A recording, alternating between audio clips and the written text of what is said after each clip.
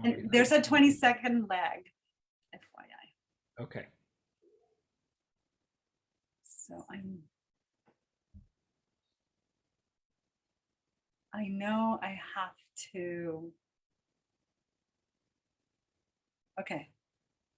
So to everybody who's joining us, good afternoon and welcome to the IMS speaker series. Now this series usually takes place throughout the year.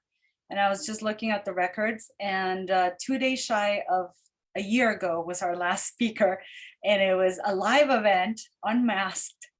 And you know, for known reasons, we canceled the speaker series. Today, I am really happy to finally, you know, stop that pause that was, you know, imposed by COVID, and to renew the Institute of Mesoamerican Studies speaker series with Dr. Carballo, David Carballo, who's joining us today to talk about his latest publication.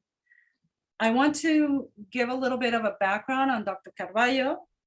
He received his PhD from UCLA in 2005 and is currently associate professor at the Department of Archaeology at Boston University. He's a super prolific author. He has published 3 single authored books. This is the latest, you're looking at it. Collision of Worlds, A Deep History of the Fall of Aztec Mexico and the Forging of New Spain. He also published another book in 2016 on urbanization and religion in ancient central Mexico. And in 2011, a bilingual book titled Obsidian and the Teotihuacan State. He has also 3 edited volumes on his research in Teotihuacan and obsidian technologies and productions in Mesoamerica and cooperation and collective action theory, as well as 22 peer-reviewed publications in academic journals, over 10 editorial review articles, 26 book chapters and encyclopedia articles on his research in central Mexican highlands at Teotihuacan and Tlaxinga, as well as in central Tlaxcala at the site of La Laguna. You were supposed to join us last year and it stopped, you know, because of obvious reasons, but I'm really happy you're here and I'm so thankful that you can join us to do yet another Zoom talk. So thank you, David, and I'll just leave it to you. All right. Great. Yeah. Thank you so much, Veronica.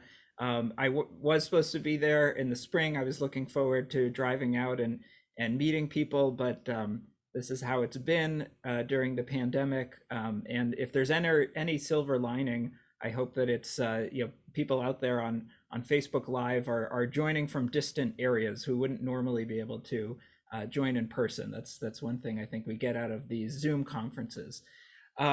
So as Veronica says, I've worked in the archaeology of central Mexico for the last 20-25 years or so, and focusing in particular at Teotihuacan, the pre-Aztec capital in the basin of Mexico, but also in the state of Tlaxcala.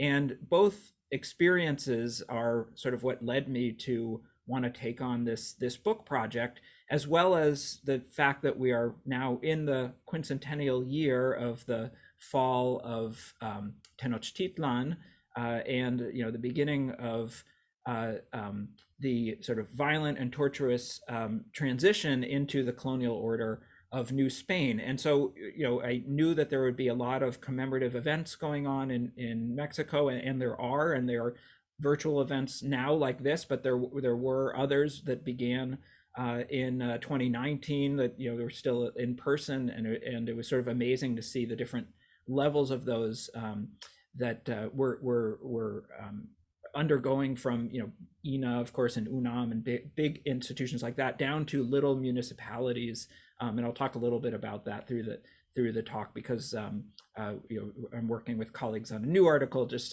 to highlight some of those commemorative events. But so here you're looking at the cover of the book, and I just wanted to put that there because this image was one that I really wanted to use, and I was happy that I got permission from the foundation of the artist who's Desiderio Hernandez Xochitiotzin, who's a Tlaxcalteca artist working in the mid 20th century primarily, and these are parts of the murals that recount the history of that state in the Presidencia Municipal, so like the city hall of Tlaxcala, and it has pre-Hispanic history up through the colonial period and into the Republican period. You know, those of you who know Mesoamerica well know that Tlaxcala had this pivotal role as becoming the key native allies to Cortez and the Spaniards. And so this particular image shows that alliance between Cortez and Xicontecat the Elder, who was one of the leading figures of this fairly pluralistic polity that really worked by noble council, not just noble council, by ruling council. It was a council that allowed even commoners to participate in certain ways. And then, of course, the key translator, Doña Marina, or Malintzli or Malinche, the woman who by her ability to speak Yucatecan Chontal Maya and Nahuatl, made this encounter possible, or the translation of this encounter possible. And so this image appeared, or images from this mural were even on the license plates of the state of Tlaxcala. Working there, it was always something that was prominent in my own mind.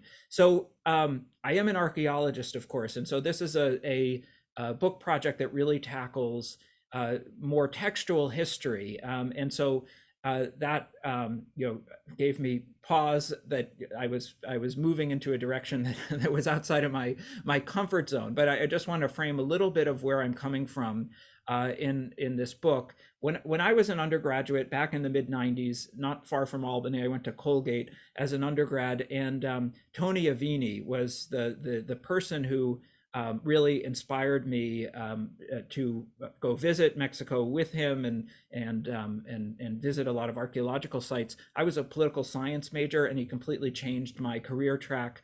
And at that time, this was a new book that had come out by Hugh Thomas.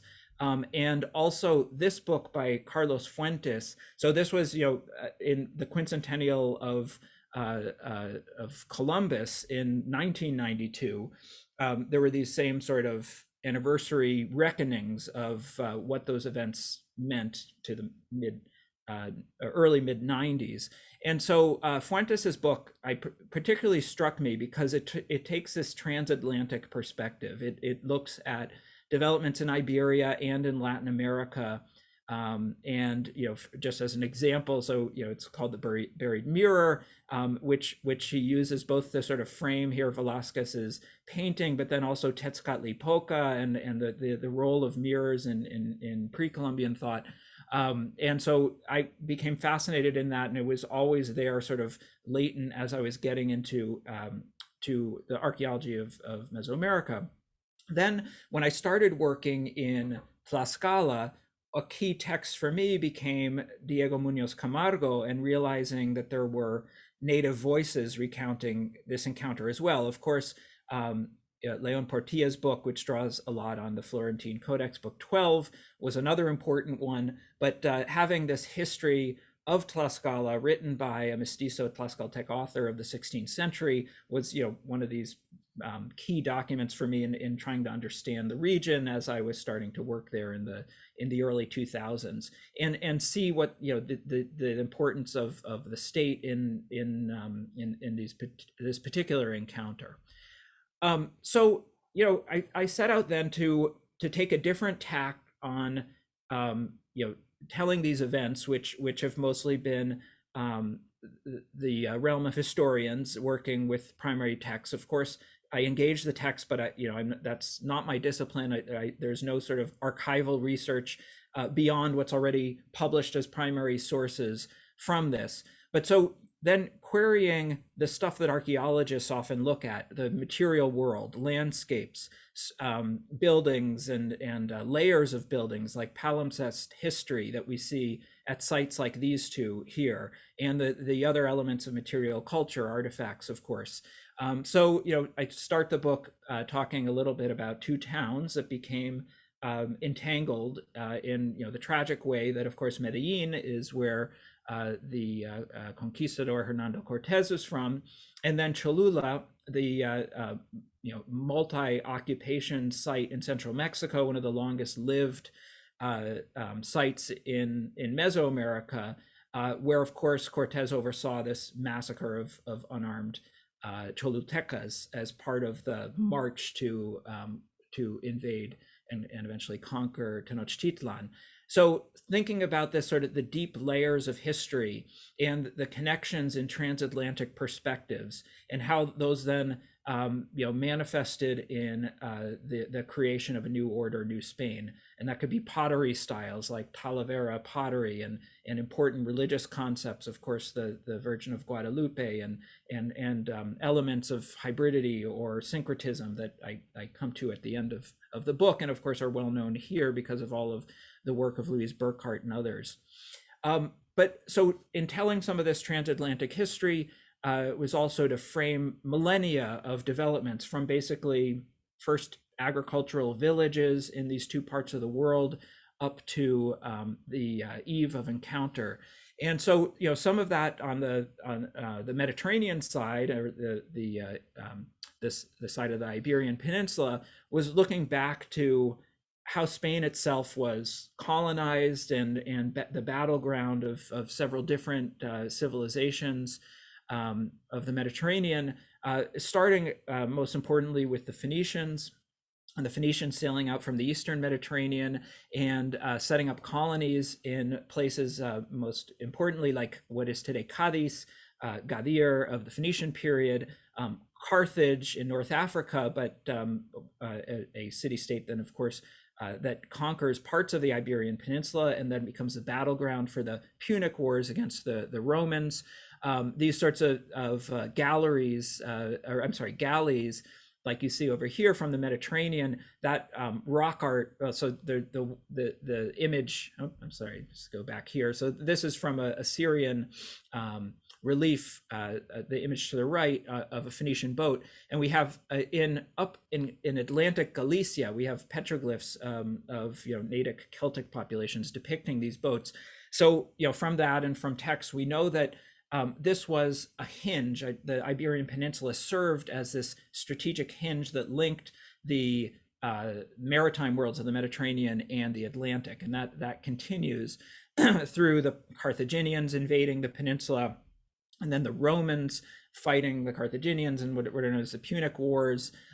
There's this wonderful site, Las Medulas, which it looks like it's out of the American Southwest, that image that you see there, but it is a completely anthropogenic landscape. This is the Romans did essentially hydraulic fracking of this cliff face for gold, and it became the most productive gold mine in the Roman Empire. So like seeking mineral resources, colonization, some of that deep Mediterranean history, that part of my interest was not just looking at the sort of differences in technologies, but the differences in ideology, the differences in socio-political organization and ideas about polity and colonization. How did those evolve over time?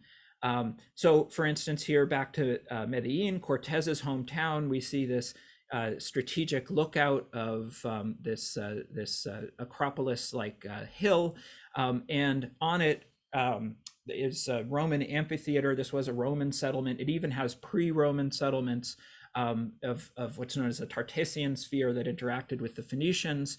And then, of course, we have the medieval occupation. There was a Islamic occupation here, and then it became again part of the frontier of what Spaniards know as the Reconquista, or the Christian-Muslim wars of the medieval period.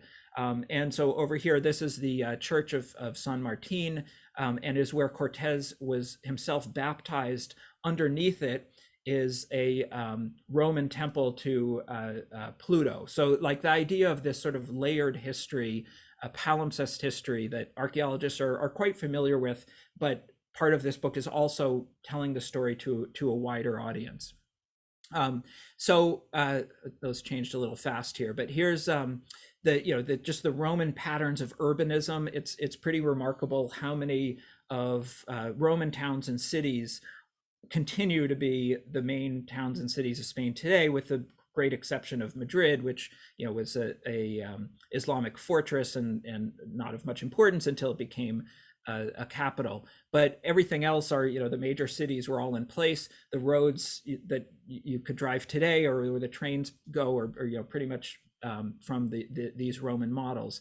And so from that transition into the medieval period, and what's framed, especially for the conquistadors themselves, as a reconquista, a retaking of the peninsula, which of course is a problematic concept. I'm happy to unpack a little, but it gives this idea that it was purposeful and definitive and final, when it certainly was not. But it was centuries of wars between Christians and Muslims, and through that came ways of thinking and social institutions that were quite critical to Spain's enterprises in the Americas, colonial enterprises. So, for instance, like having a frontier where with small bands of cavalry and getting into skirmishes, and led by an advance man called an adelantado. The adelantado de la frontera then would be imposed or transposed to the Americas in the same way. And of course, famously, Cortés was not designated as adelantado. That's why his military action was illegitimate. But in the eyes of the Spanish crown, it was Velázquez who was authorized for those invasions. The institution of the encomienda, the militarization of the patron saint Santiago, who previously was like a mendicant apostle, and then became this militarized figure, Santiago Matamoros, only to then later be transposed to Santiago Mata Indios in the Americas. So some of that historical memory of the Roman period, of the Reconquista period, and how that played in Spain's imperial framing. Likewise, in Mesoamerica, I think oftentimes the historical texts will focus on the deep history of Iberia, and they'll talk about the importance of things like the Reconquista to conceptualizations of empire building. But there's often less of that sort of diachronic depth to Mesoamerican cultures themselves. But when you look at a site like Cholula, you're looking at 2,000 years of history, with most notably the Tlachihualtepet, which means the human-made mountain, which is the Great Pyramid, by some accounts the largest pyramid by volume in the world, with its multiple construction phases through the first millennium CE. There's earlier formative occupation of the area. And then, of course, it continued to be an important city in the post-classic or Aztec period, and was the site of the massacre that you see in the image on the left, and then also became a colonial town laid out around where the former large temple to Quetzalcoatl was, and then was destroyed to make the church and monastery to San Gabriel that you see in the center there. So some of this interest then comes from my archaeological work in looking at the formative and classic precursors to Aztec society in different domains, like particular deities that we see in the later first millennium BCE, like the storm god and the old god of fire, mortuary patterns of cremation of elites, and elements like that, and tracking that deep history over a few thousand years prior to the Aztecs. And of course, this was something that the Mexica Aztecs and other post-classic peoples drew on very explicitly. And you can see that nowhere better than the Templo Mayor, where Leonardo Lopez Luján in particular has done a lot of this work at looking at the historical memorialization and purposeful archaisms that the Mexica incorporated into their great temple. So some of that was finding artifacts from much earlier periods, like the Olmec period that you see on the bottom left. But in others, it was really using this architectural grammar of earlier civilizations. And for students, I always like to say, this is like looking at the Mall in Washington, and you have this Greco-Roman, you have an Egyptian obelisk, and you have Greco-Roman neoclassical temples. The Mexica were doing something relatively similar in incorporating purposefully archaic Teotihuacan and Tula style elements into the architecture. Lopez Lujan and Javier Ucid have recently published a great article looking at writing and that the Mexica were really consciously drawing on the writing system of Xochicalco in their own system. And so the fact that if the Mexica also were drawing on their historical memory of being Neo-Toltecs or Toltecs and Chichimecs, and so some of those same sort of imperial origin narratives or a similar structure or flow to them. So some of the major framing elements then are that looking at in 2 chapters, one for each region, the transatlantic antecedents from agriculture up to this pivotal period, then a focus that's really on the physical world of landscapes and material culture, the sites and places, and then how those melded and worked to mutually accommodate disparate groups in different ways within a new hegemonic and colonial structure. And so that's the sort of middle chapter makes that comparison explicit by looking at Castilian society in particular and Mexica society, in the late 15th to early 16th century, and where there are points of similarities but points of divergence. So, for instance, in narratives of ethnogenesis, where did people say that they came from? What traditions are they drawing on? In some ways, there are some interesting similarities, like the narrative of being Toltec and Chichimec is that you are civilized, yet you are also not. You're someone to reckon with. That you're people who've struggled and built themselves up. Isn't so different than Castilians drawing on, say, the glories of Rome, but then also memorializing the Celtiberian resistors to Rome at the same time, or looking at the Reconquista period as a period of struggle. Some of that mixing of narratives, the militarization of patron deities or saints like Santiago and Huitzilopochtli, similarities in economic and urban organization, but then of course the differences and significant differences for how colonialism played out, like having the direct control empire of Rome and then later Castilian Spain versus the more indirect control polities of Mesoamerica, or a religious system that was absolutist, like Christianity of the 16th century, versus one that was very incorporative, like the Aztec system of just adding new deities from conquered peoples into it. So that brings us up to what is often framed as like the main events of the period, which would be the Spanish Aztec War or Spanish Mexica War of 1519 to 1521. Of course, before that, there are earlier expeditions authorized just to explore, not to invade, as was Cortez, by Cordoba and Grijalva. But Cortez then made the decision to go ahead with invasion and starts writing his letters back to Carlos I, the King of Spain, to justify this illegal military action. And so moving inland from Veracruz into the highlands with Totonac scouts.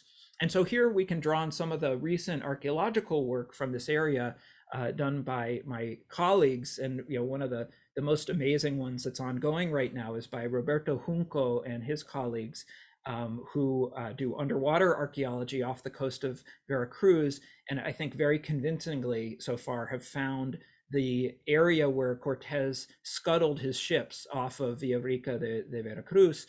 There are 3 anchors that probably correspond to these 3 ships spaced apart in the harbor. One of them had adhering wood still preserved, which is amazing, and the wood is from trees that grow in the Cantabrian region of Spain and were radiocarbon dated right into the late 15th and early 16th century. There's they've done GPR and other remote sensing techniques, and it seems very clear that they're identifying this place where Cortez importantly scuttled his ships. He didn't burn his ships. The sort of myth of Cortez burning his ships it actually was first introduced by secondary sources in the 16th century, but it really took on this sort of new heroic fictive narrative little later in the 18th century, and it's still sort of used popularly as a Caesar crossing the Rubicon type moment where there's no turning back. But in actuality, the ships had become waterlogged and not seaworthy, and so he had them scuttled, but he stripped them of all the rigging, all the sails and everything else, so that he could build new boats, which of course he did with the brigantines that then invaded Tenochtitlan. So heading into the highlands, and thinking about this landscape, here's the one I'm probably most familiar with, of northern Tlaxcala, and my own work here had interested me in when exactly this, or where exactly this first encounter with the Spaniards and a few Totonac scouts, then passing through a town that we know is called Ixtacamachtitlan and is in Cortez's letters and Bernal Diaz, and then eventually having a first skirmish at a place called Tecoac. It just so happens, we think that we were excavating on the outskirts of Tecoac. Now, we were focused in La Laguna on the formative period, but there's, just like pretty much anywhere in central Mexico, there's post-classic occupation in these areas. And if you look at the calculations that Cortez and Diaz give in particular, where they say we went X number of leagues from Ixtacamachtitlan, it really doesn't work. There is a hypothesized other location for Tecoac, which is closer to the town of Huamantla, but we think where we were working is more likely the historical point of encounter over here. And so it would be then what the entry point looks like, coming out of the Sierra of Ixtacamachtitlan into the state of Tlaxcala. You can see the volcano named Malinche in the distance. And here we've excavated a midden deposit that is from this time period, from the encounter period. And Laura Heath Stout did an article on these and shows how there's clear connections with what are known as Tlaxco wares might connect with the Huasteca, with the Northeast, like where the expedition had been coming from. But then there's the classic Aztec black on orange pottery that that works within the greater post-classic Mesoamerican sphere. It's important to note that these were Otomís, ethnic Otomís, not Nahuas, but it shows that they're just clearly enmeshed, or they were clearly enmeshed within the market systems of the period. So then, the expedition continued south to Zompantepec, or Zompancingo, it's mentioned on this map. This is actually also where we've worked in earlier periods of the formative, and where we store artifacts. And this is one of those areas where I mentioned the small sort of community celebrations or commemorations of these events. One happened in Zompantepec. This is a tiny little sort of town or hamlet, but it's very close history for them of this pivotal encounter and the role that the people of the region played in it. And here it's very clear that there was prolonged battle between the Spaniards and the Tlaxcalteca. And what's interesting about that is that's not part of many of the colonial narratives that the Tlaxcalteca wanted to present, because of course in the colonial period, the Tlaxcalteca wanted to present themselves as always loyal to the Spaniards, when in fact it seems like there were fierce hostilities for at least a week or two. And they talk about some of the, in the Spanish sources, some of the deep barrancas here, and how horses would get trapped in them and things like that. And we're very familiar with these. Probably one is this Barranca Amamolok, which one of the early sites that we've worked at was named for. So thinking about the different presentations of history, the different narratives, one window on this. So this is the known as the Codex Huamantla or the Huamantla map. David Wright Carr recently wrote an excellent article on this. And here you can see it's sort of a long history of the Otomis of Huamantla.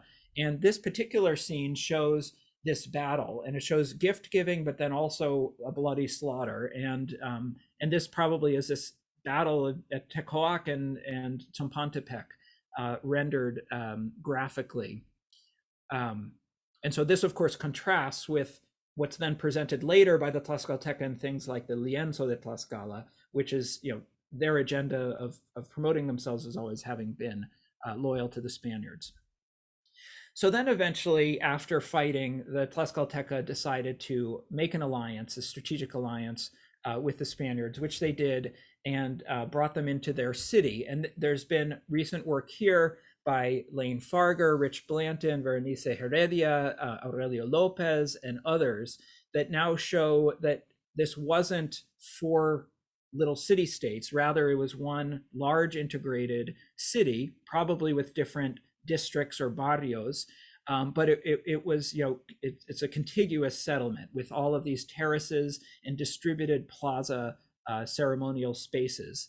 And so that key alliance, we're now learning more about that archaeologically, like what it looked like on the ground. And of course, here I also note where Malintzli came from in the coast and took then this strategic role of mediating translation of this encounter. So, when I mentioned the Tlaxcalteca then presenting themselves as always loyal allies, that comes from especially later periods where they continued to be allies to the Spaniards, along with other indigenous groups, people from Texcoco and southern Puebla and a few other Altepet of the period. But so you can see in this another image from the great Lienzo de Tlaxcala, drawn by Tlaxcaltec artisans, how they depict themselves as at the vanguard, leading the charge, as conquistadors in their own right, as many authors have written. After that, there's of course the sack and massacre at Cholula, and then crossing over the volcanoes to what's known as the Paso de Cortez, and coming down into the basin of Mexico. And here is CGI type reconstruction of what the great Tenochtitlan and other cities in the lakeshore would have looked like. Diaz and Cortez and other conquistadors, they mention Amadis, like the great chivalric romance of the time, who that as a model, like that for them, they're drawing on this sort of medieval tradition of knights errant. This in another course, when I had my Don Quixote seminar, the professor had us read Amadis first, so we could know what Cervantes was satirizing in Quixote. And so, just that image again, drawing on this particular template and this historical template. Now, I'm not going to go over in detail all of the what people think of as the main event of the war. I think that's been covered in great detail, but just thinking a little through the archaeological finds and the demographic processes of disease. This bullion that you see in the bottom right is one of the amazing pieces. Leonardo Lopez Lujan recently wrote about this. So it was found by the Alameda in Mexico City, which would have been where the causeway out of Tenochtitlan to Tacuba or Tlacopan passed. And this is critical because this is where, when the Tenochca expelled the Spaniards and their Tlaxcaltec allies from the city, it was through this causeway. And of course, the Spaniards were trying to take as much gold as they could with them. And so this is known in Spanish sources as the Noche Triste. It's recently been rebranded in Mexico as the Noche Victoriosa, of course, because it's embracing the Aztec or Mexica side. But this bullion probably came from this particular event. So it's one of these amazing artifacts, testament to these historical events. Another fantastic site associated with this expulsion of the Spaniards and their retreat back to Tlaxcala is Zultepec Tecoaque. This Enrique Martinez Vargas and Ana Maria Jarquin have worked there now for a couple decades, and they've found a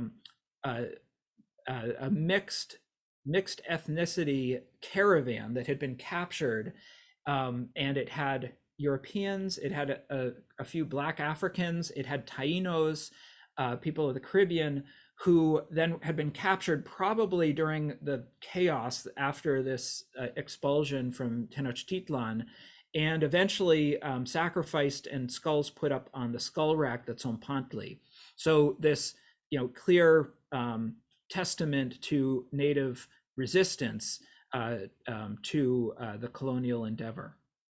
Of course, the Spaniards made it back to Tlaxcala, and then they started building those brigantines for a final siege on Tenochtitlan. And Cortez's strategy there was to bring Old World or Eurasian models of total warfare to the basin of Mexico in a way that they had never been seen before. And this included naval battle, launching these brigantines from Texcoco, which had torn off of the Triple Alliance. So that was a second really key group to ally with the Spaniards in Tlaxcalteca and become a port for launching the brigantines. And then also conducting a European-style siege of the city and cutting off the aqueducts, which you get a sense that Cortez was eyeing when he first entered the city, that would be a way of sieging it and bringing these tactics that evolved over millennia of total warfare in Eurasia and were largely unknown in the Americas, though the Mexica and other groups adapted, and they realized that this was a different form of warfare that they would need to resist fiercely. Eventually, of course, Cuauhtemoc, the last great speaker of the Mexica, surrendered on August 13th, 1521 in Tlatelolco. And Tlatelolco, of course, is another one of those palimpsest places that shows in here what's known as the Plaza de las Tres Culturas, showing the pre-Hispanic, the colonial Hispanic, and then the modern mestizo identities in one place. It's also one of the more fraught areas of Latin America, not just for this surrender, but then also for the massacre of students in 1968.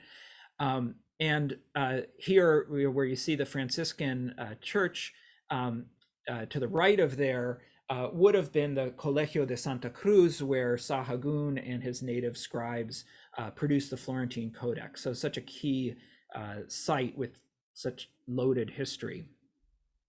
So the last chapter, which happens to be the longest because there's so much to say, as I think probably many people here are very aware of with so many colonial historians here.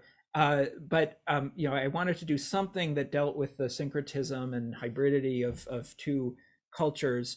And so the subtitle of the book involves Forging New Spain. That's a little bit of a tip of the hat to Gamio, who in his book Forjando Patria, Gamio, of course, complex character of his time, but clearly one of the most important early American archaeologists who introduced stratigraphic excavations and four-field anthropology to Mexico and elsewhere in Latin America. But so this is a aqueduct that's not so far out of Teotihuacan, so I get the chance to visit sometimes. But it's a wonderful example of this mixing. So, I mean, there's elements here of a Roman aqueduct. There's a capilla or chapel there. It's medieval Christian, but it's built partially with adobes and of course was built by native laborers, and so there's also that contribution there as well, and the fusing of these different ways of knowing and different techniques. Of course, we see this in the realm of religion. And the Tlaxcala has its great open chapel that you see here, where native peoples didn't want to come inside a church, and so the idea of mutual accommodation, the priests needed to adapt to native ways of doing and knowing. and have these open chapels so mass could be given outside.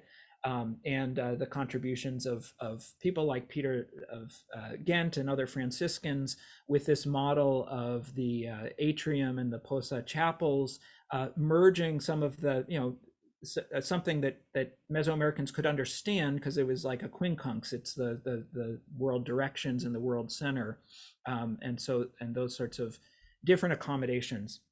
Of course, when we use terms like syncretism, hybridity, it makes, we tend to use them in these transoceanic contexts, but that really wasn't the case. I would argue that all of human history is hybrid, right? That humans consciously memorialize and build on certain touchstones for them.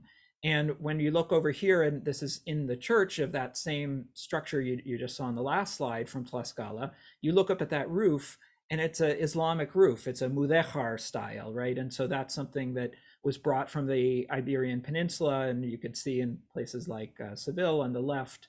And it's already, it's the fusion, or it's the hybridity of hybrid elements already. Of course, probably the most famous example is at Tepeyac, the sacred site north of Mexico City. I love this particular image. So this is from, you can see it at the museum for the Shrine of the Virgin Guadalupe in Tepeyac, and it's called El Primer Milagro, or the first miracle, and it's attributed to the workshop of the artist Jose Juarez, and it's from the mid-17th century, but it's depicting events that are supposed to be from September 26, 1531, when there was a mock battle between Toltec, Mexica, and Chichimex. So here are, the now new Spanish population of this colonial order, drawing on those models of the fusion of Toltecs and Chichimex and that particular history in this site of feminine divinity, with sculptures like that one that you see to the left, that now becomes a new sacred spot for a new patron saint. And I love this image too, because you can see that the causeway heading up to Tepeyac is still visible there, and this procession is, occurring within a lake context, connected to Tenochtitlan. Across the ocean in Spain, you can see that buildings like this one, the Palacio de Toledo Moctezuma in Cáceres, and this combines a Mexican of noble ancestry, Juan de Moctezuma Cano, whose mother was Doña Isabela de Moctezuma, one of the emperor's daughters, and the conquistador Juan Cano, who married a noblewoman, Elvira de Toledo. And they painted frescoes in their palace that hearken to the royal lineages that they want to project from their two family lines. So on the Spanish side, you see Roman emperors, and on the Mexican side, you see the Mexica emperors. And in fact, those crowns, this is on the outside of the building, the frieze of crowns, but are one for each of the Tlatoani or Tlatoque, the great speakers of Tenochtitlan, are depicted on the shield outside.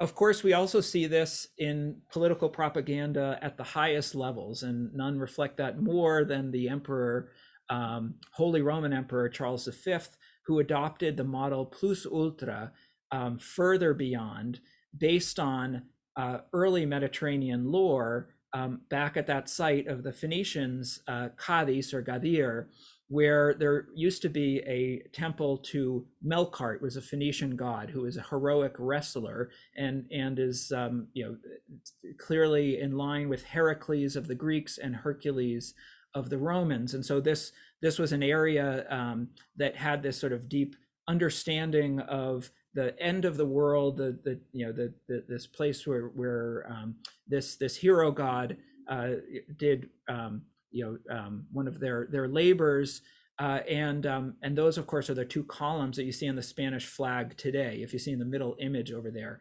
And so in terms of Greek legend, Heracles put up these pillars saying non plus ultra, no further beyond, this is the end of the world.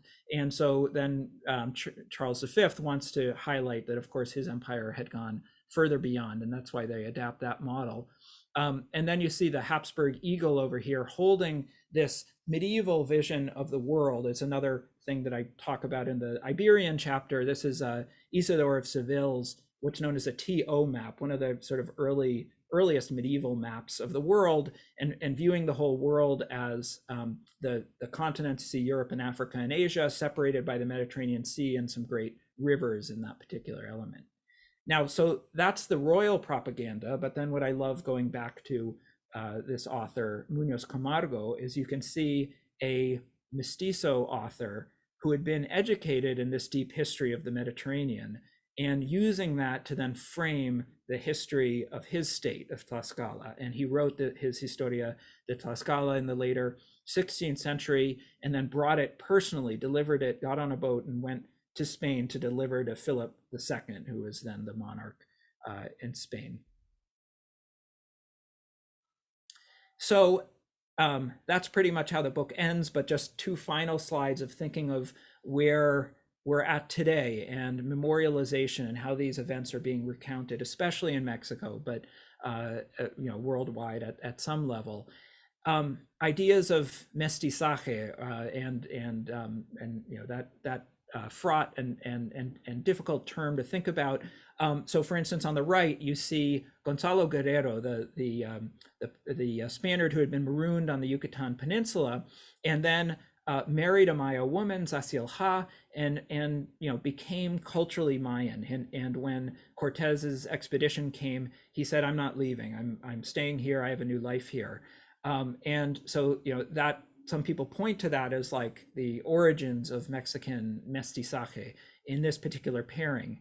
Then, of course, the more problematic one is depicted in this monument to Coyoacan, where you have Cortez and Malinche, or Malintzli, and their son Don Martin, who then was stolen. The sculpture was removed because this is a particular fraught and painful story that one that would have involved sexual violence and lack of consent, and it's different from what you see with Guerrero. And then ending this back with the image that you saw on the cover, this encounter between Xicontecat the Elder, who helped create this alliance with the Spaniards that you see in the Presidencia Municipal. But when you go to the main square of Tlaxcala, it's Xicontecat the Younger, who's his son and was the military commander who fought in the battles of Tzompontepec and others, and was against the alliance and was against Cortez, and Cortez eventually had executed. And he's the one who's standing in the plaza in Tlaxcala today. So just thinking of those different interpretations, those different lenses into these events and how people are thinking about them 500 years later. So I will end on that, and I will stop sharing slides, and I'm happy to get to any questions any of you may have. Well, thank you so much. Yeah, we're starting to see. Thank you so much for a fascinating talk. I think it's interesting, the way we are taught as archaeologists of, but where's the material culture of it all? And to me, at least, I don't think I've seen this particular perspective before. So I really thank you for joining us. And at this point, I am going to, if there are questions, we have the Zoom attendance and the people in the live.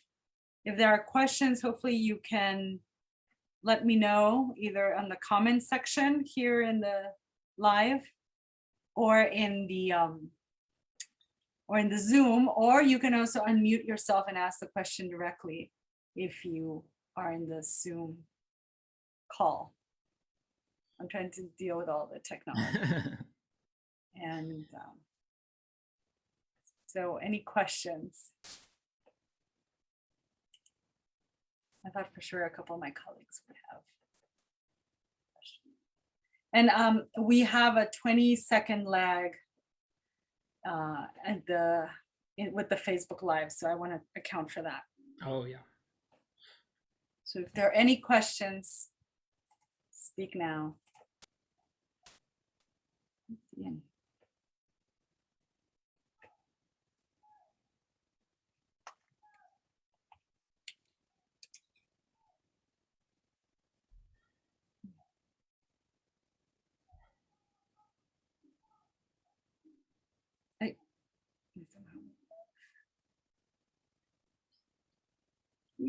Okay, technology. Really, no questions. Okay.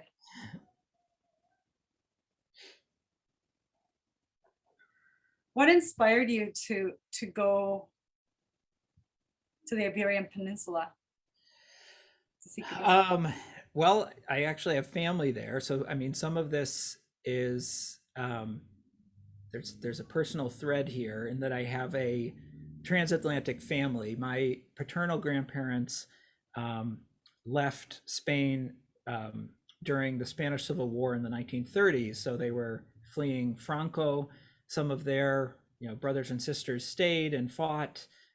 They came to Cuba and got married there, and then there was a diaspora of that side of the family, and so I have relatives in Cuba and in Uruguay and in Venezuela, and mine just happened to come to New York, and so so we've stayed in touch, and I have cousins in Galicia and in Madrid, and so we used to visit more often when my grandparents were alive and my father, but it was wonderful to reconnect and always have some of that Iberian history, just not in a scholarly way, but it being an area of interest, and just being an archaeologist and liking cross-cultural comparison, being interested in that, wanting to think about things that way, to sort of take, all right, what salient institutions and cultural elements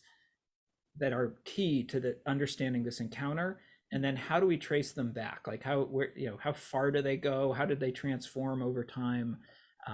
That was just a thread that I wanted to pick up. And while you're visiting in Spain, I mean, were you, because a lot of, at least for, I know a little bit more from Oaxaca, right? A lot of people for Extremadura. So did you go to Extremadura before, or did you travel there for this book? Yeah, no, I had been to Extremadura in college, I guess, and so that, yeah, I mean, it's amazing to see. I hadn't been to Medellin because that's sort of like out of the way. You have to care about Cortez in some way to go to Medellin. The bigger town there is Merida, of course, and so Merida was a great Roman center, Augusta Emerita, and that, of course, is why the biggest city on the Yucatan Peninsula is called Merida. Of course, there's Medellin, the small Spanish version, and then the large Colombian version too. So yeah, and Guadalupe, I went to the monastery of the Extremaduran Guadalupe, and yeah, all those places, just it's pretty amazing. Extremadura, of course, has like an outsized role in the conquista. Not the majority of the conquistadors in Latin America were not from Extremadura, actually more were from Andalusia, but there are just so many of the key figures like Cortez, Alvarado, Pizarro that came from Extremadura that there's been a lot of sort of analysis of what is it about that particular area.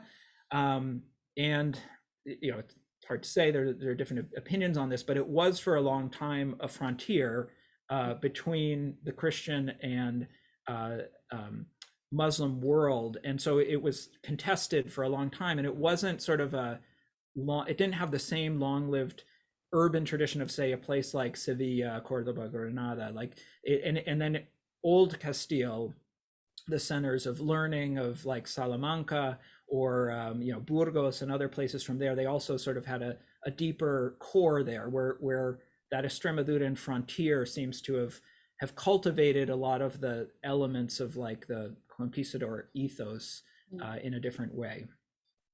See that. We have a question from Fritz Scholler. So Fritz, if you want to, ask a question. Yes, I was actually very interested in the discovery of the anchors. One of the archaeologists had contacted me about that because of my book on the expedition. Where exactly were they found? I never got a particularly clear. So yeah, so it's off the Eureka de Veracruz, and there is it's not quite a C-shaped harbor, but the harbor has like a little bend in it, and I feel like they're spaced out almost 50 meters apart, like all in a line north south. That's the site just to the north of modern day Veracruz. Yeah, right. It's north, like Huihuitzlan Yeah, is the yeah, we site there. fun, right. Yeah. And so Where it that always rains. so Villarica is where then Cortez had they created a town essentially so they could create a cabildo and then vote to authorize him for the invasion. Right. So if you go there today, it That's was a my long book. time ago that I went, but you know, there is a building that they say this was the, you know, earliest church in the mainland, and there's a tree that they say they roped the boat. You know, it's all like tourist history, but Probably not. Yeah. yeah, You should read my book. But anyhow, thank you. Oh, I'd love to. Yeah. Any other questions? Anybody? No. Let me see. Let me final check of the chat here. Okay. Yes, I have a few questions here. León García, excelente conferencia. La perspectiva diacrónica del doctor Carballo o Carrasco en su énfasis en la cultura material a través del ente arqueológico representa un gran avance para la comprensión de nuestra accidentada historia mexicana y una notable contribución a la historiografía universal. Procuraré leer el libro muy pronto, gracias. Here is Joshua Lockett. Thank you for the fascinating talk. Were there any particularly interesting things that you learned in researching for this book that surprised you and perhaps changed your research direction?